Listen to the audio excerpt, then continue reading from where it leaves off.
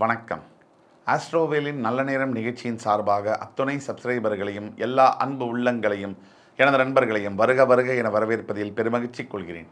இறைவணக்கத்தை கூறி இந்த வீடியோவை தொடங்குவோம். வக்கரதுண்ட மகாகாய சூரியகோடி சமப்பிரபக அவிக்னம் குருமே தேவ சர்வகாரியேஷு சர்வதா. தென்னாட்டுடைய சிவனே போற்றி, என் நாட்டவர்க்கும் இறைவா போற்றி. அன்பர்களே, நண்பர்களே, இன்றைக்கி நம்ம பேச போகிற தலைப்பு என்பது ஒரு மிக மிக முக்கியமான பிரத்யேகமான தலைப்பு. எல்லாருக்கும் என்னென்னா கவலை, இது வரைக்கும் எப்படியோ போயிடுச்சு சாமி, நடந்துருச்சு, எல்லாம் பிரச்சனையெல்லாம் பார்த்தாச்சு, இனிமே எதிர்காலம் எப்படி இருக்கும்? அந்த கேள்வி தான் கோடிக்கணக்கான மக்களோட மனசில் இருக்குது.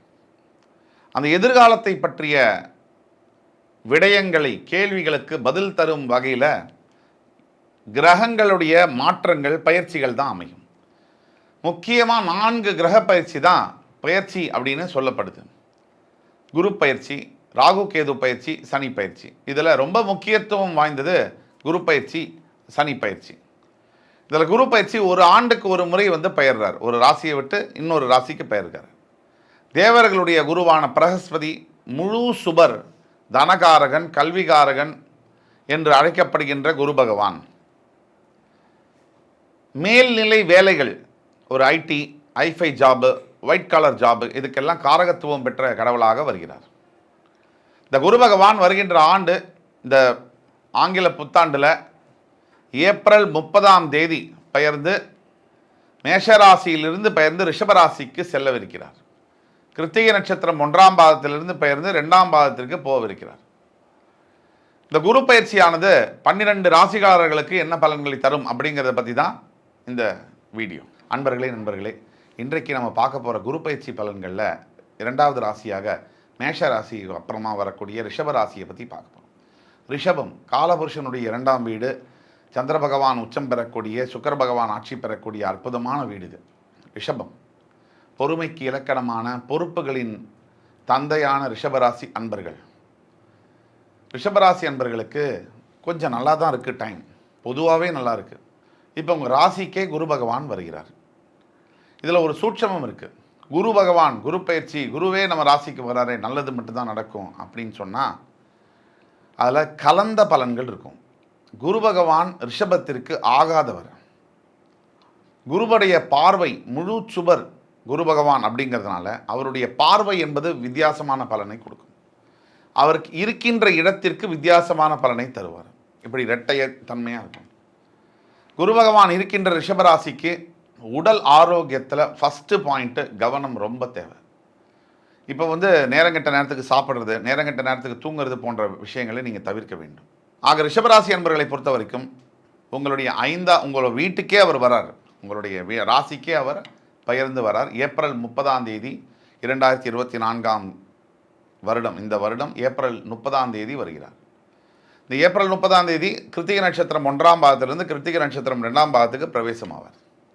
அப்படி ஆகக்கூடிய குரு பகவான் உங்கள் ராசியில் உட்கார்றதுனால உங்கள் ராசியின் 5, 7, 9 இந்த வீடுகளை பார்ப்பார்.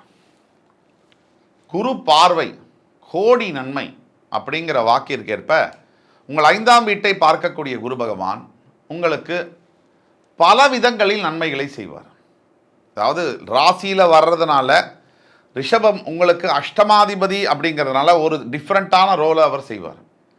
அதாவது உடல் அமைதி, உடல் ஆரோக்கியம், மனசில் இருக்கக்கூடிய நிம்மதியெல்லாம் குலையிற அளவுக்கு சில வேலைகளை செய்வார். அதே சமயத்தில் பார்வையின் பலன்களை வேறு விதமாக செய்வார். 5ஆம் வீட்டை 5ஆம் பார்வையாக பார்ப்பதனால் நினைத்து பார்க்க முடியாத யோகங்களை தருவார் குரு பகவான். யோகங்களை கொடுப்பதில் பெயர் போனவர் குரு பகவான். அவர் கொடுக்கின்ற யோகம் என்பது சுபிட்ச யோகம். அதாவது அஷ்டலக்ஷ்மிகளும் சேர்ந்து உங்களுக்கு யோகம் கொடுத்தா எப்படியோ அந்த மாதிரியான யோகம். வீரியம், விஜயம், ஆயுர், ஆரோக்கியம், அபிவிருத்தியர்த்தம் அப்படின்னு சொல்லுவாங்க. ஆக சகல சௌபாகியங்களையும் தரக்கூடிய குரு பகவான் ரிஷபராசி அன்பர்களுக்கு 5ஆம் வீட்டை பார்ப்பதினால், புத்திர காரகனாக அவர் வருவதனால், புத்திர ஸ்தானத்தை அவர் 5ஆம் சிறப்பு பார்வையாக பார்ப்பதினால் கோடான கோடி ரிஷபராசி அன்பர்கள் யாருக்கு குழந்தை பாக்கியம் இல்லையோ, இத்தனை ஆண்டுகளாக குழந்தை பாக்கியம் இல்லாதவர்களாக இருக்கிறார்களோ அவர்களுக்கு குழந்தை பாக்கியத்தை, புத்திர பாக்கியத்தை கொடுக்கின்ற தெய்வமாக குரு பகவான் வருவார். ஏன்னு கேட்டிங்கன்னா, உங்களுக்கு நான் இப்போ சொல்லக்கூடியதில் ஏதேனும் சந்தேகம் இருக்குன்னு சொன்னால், இல்லை சந்தேகம் இல்லைனாலும் கூட உங்களுக்கு நான் சொல்லக்கூடிய பலன்கள் பொருந்துமா இல்லையா அப்படின்னு தெரிஞ்சுக்கணுன்னா, கீழே கொடுக்கப்பட்டுள்ள வாட்ஸ்அப் நம்பரில் எங்களை தொடர்பு கொண்டு கட்டணத்தை செலுத்தி ஆன்லைன் ஃபோன் கால் அப்பாயின்மெண்ட் தான். அதை நீங்கள் பார்த்தீங்கன்னா இன்னும் துல்லியமாக உங்கள் சுய ஜாதகத்தை பார்த்து பலன்களை கூற முடியும். ஆக புத்திரபாகியத்தை தரக்கூடியது குரு பகவான். அடுத்தபடியாக 7ஆம் வீட்டை அவர் 7ஆம் பார்வையாக பார்ப்பார். உங்களுடைய விருச்சிக ராசி, உங்களுடைய கன்னி ராசி 5ஆம் வீட்டை 5ஆம் பார்வையாகவும், உங்களுடைய விருச்சிக ராசி 7ஆம் வீட்டை 7ஆம் பார்வையாகவும் பார்ப்பார். இப்போ குரு பகவான் 7ஆம் பார்வையாக உங்களுடைய களத்திரஸ்தானத்தை பார்க்கிறார்னு வச்சுக்கோங்க. திருமண பாக்கியம், ரொம்ப வருஷமாக எனக்கு கல்யாண வரன் அமையவே இல்லை சார், குரு பார்வைன்னு சொல்கிறோம், குரு தரக்கூடிய யோகம்னு சொல்கிறோம், கல்யாண நேரம் வந்துருச்சுன்னு சொல்கிறோம். ஆக ரிஷபராசி அன்பர்களில் இருக்கக்கூடிய லட்சோப லட்ச மக்களுக்கு திருமண பாக்கியத்தை கொடுக்கக்கூடிய அளவில் குரு பகவான் வந்து திருமணத்தை நடத்தி வைப்பார். யாருக்கு திருமணமே ஆகலை, இனிமேல் ஆகவே ஆகாதுன்னு நம்பிக்கையெல்லாம் போயிடுச்சோ அவங்களுக்கு கூட திருமணம் நடத்தியே தீருவார். புத்திரபாகியத்தை 5ஆம் பார்வையாக கொடுப்பார். 7ஆம் பார்வையாக 7ஆம் வீட்டை பார்ப்பதனால் திருமண பாகியம், தொழிலில் முன்னேற்றங்களை கொடுப்பார். நீங்கள் செய்யக்கூடிய தொழில் அதில் முன்னேற்றங்களை ஏற்படுத்துவார்.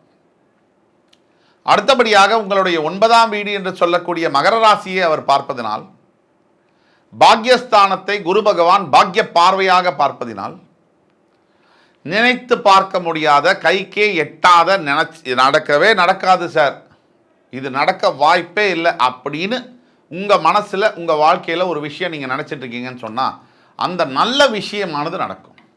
அப்போது கைக்கு எட்டினது வாய்க்கு எட்டணும், அதுதான் பாக்கியம். அந்த மாதிரி பாக்கியங்களை, உங்கள் கைக்கே எட்டாத விஷயங்களை, உங்கள் நினைவிற்கே எட்டாத விஷயங்களை கூட அள்ளி கொடுப்பார் குரு பகவான். ஆக இத்தனை பாக்கியங்களை அள்ளித்தரும் ஒரு கடவுளாக வருகிறார். இப்போ குரு பகவான் ஒரு பக்கம் குரு பயிற்சியில் உங்களுக்கு 5ஆம் வீடு 7ஆம் வீடு 9ஆம் வீடை பார்க்கிறார். அடுத்தபடியாக நீங்கள் மற்ற கிரகங்கள், முக்கியமான கிரகங்கள்னு எடுத்தீங்கன்னா சனி, ராகு, கேது. இப்போதைக்கு உங்களுக்கு சனி 10ஆம் வீட்டில் கும்பராசியில் இருக்கிறார். அதனால தான் நம்ம சொல்கிறோம் ரிஷபராசிக்கு அவர் பாக்யாதிபதி சனி 9ஆம் அதிபதி 10ஆம் வீட்டில் இருப்பது தர்ம கர்மாதிபதியை யோகத்தை கொடுக்கும்.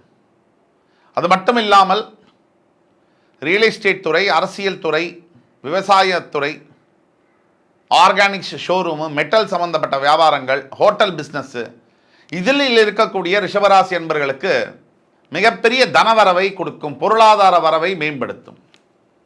எதிர்பாராத அளவிற்கு சாதாரணமாக ஆயிரக்கணக்கில் பிஸ்னஸ் பண்ணிட்டு இருக்கிறவருக்கு கோடிக்கணக்கில் பிஸ்னஸ் செய்யக்கூடிய யோகங்களை கொடுப்பார்.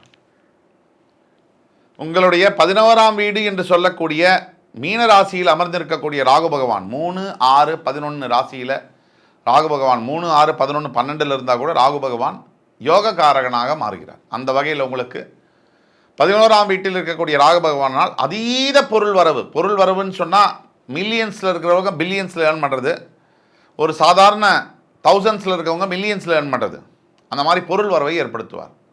அதே மாதிரி நிறைய வழிகளில் பொருள் வரும், ஒரு வழியில் மட்டும் இல்லாமல் மல்டிபிள் சோர்ஸ் ஆஃப் இன்கம்னு சொல்லுவோம், அந்த மாதிரி பொருள் வரவை ஏற்படுத்துவார். இந்த மாதிரியான அமைப்பில் உங்களுக்கு ஏகப்பட்ட நல்ல விஷயங்கள் நடக்குது. அதே மாதிரி உங்களுடைய 12ஆம் வீட்டில் இருந்த குரு பகவான் இதுநாள் வரை உங்களுடைய ராசிக்கே பயரப்போகிறார், அதுதான் மிகுந்த யோகம். உங்கள் 5ஆம் வீட்டில் கேதுவும் இருப்பதனால் அந்த 5ஆம் வீட்டில் இருக்கக்கூடிய கேதுவை குரு பகவான் 5ஆம் பார்வையாக பார்க்க போவதனால் ஏப்ரல் 30ஆம் தேதிக்கு பிறகு ரிஷபராசி என்பவர்களுக்கு எதிர்பாராத யோகங்கள் கிடைக்கும், காலத்தின் கதவுகள் திறக்கும். இது ஒரு அற்புதமான காலகட்டங்களாக பார்க்கப்படுகிறது ரிஷபராசி என்பவர்களுக்கு. தெய்வம் வந்து உங்கள்கிட்ட இறங்கி அவரே வரம் கொடுக்கிற மாதிரியான காலங்கள். இறைவன் பக்தி மட்டும் உங்களுக்கு கொஞ்சம் இருந்து, கொஞ்சம் நிதானமும் கொஞ்சம் கன்சிஸ்டன்சி, இந்த பூஜா புனஸ்காரங்களை செய்யறதுல கொஞ்சம் தினமும் ஒரு 10 நிமிஷம் தியானம் இதெல்லாம் நீங்கள் செய்கிறீங்கன்னு சொன்னால் நீங்கள் நினைத்தே பார்க்க முடியாத அளவிற்கு யோகங்களை கொடுக்கும். இதில் வந்து சார் எதுவுமே இல்லை சார், ரொம்ப கஷ்டப்படுறோம் சார் அப்படின்னு சொல்கிறவங்களுக்கெல்லாம் தனிப்பட்ட ஜாதகத்தில் பிரச்சனை இருந்தால் மட்டும்தான் இந்த யோகங்களை உங்களால் அனுபவிக்க முடியாமல் போகக்கூடிய வாய்ப்புகள் இருக்குது. தனிப்பட்ட ஜாதகங்கள் உங்களுக்கு எந்த அளவில் அந்த யோகங்கள் வேலை செய்யும் அப்படிங்கிற சந்தேகங்களை கீழே கொடுக்கப்பட்ட வாட்ஸ்அப் நம்பரில் எங்களை தொடர்பு கொள்ளும்போது நாங்கள் சொல்லுவோம். துல்லியமாக உங்களுக்காக கணித்து கொடுப்போம். ஆக ரிஷபராசி அன்பர்களை பொறுத்தவற்றில் இந்த குரு பயிற்சியானது ஆயிரக்கணக்கான வரன்களை அள்ளித்தரும் ஒரு யோக பயிற்சியாக இருக்கிறது. புத்திர பாக்கியம், திருமண பாக்கியம், தொழில் பாக்கியம், வியாபாரத்தில் அபிவிருத்தி, நல்ல எண்ணங்கள், ஆன்மீக தரிசனங்களை தரும் இதுவாக இருந்தாலும் கூட உடல் ஆரோக்கியத்தில் மட்டும் ரொம்ப கவனம் தேவை என்ற வாக்கை கூறிக்கொண்டு அடுத்து வரும் காணொலியில் மறுபடி உங்களை எல்லோரும் சந்திக்கும் வரை என் அன்பு ரிஷபராசி நேயர்களே, உங்கள் எல்லோரையும் வணக்கம் கூறி விடைபெறுவது உங்கள் சுபாஷ் பாலகிருஷ்ணன். நன்றி, வணக்கம், வாழ்க வளமுடன்.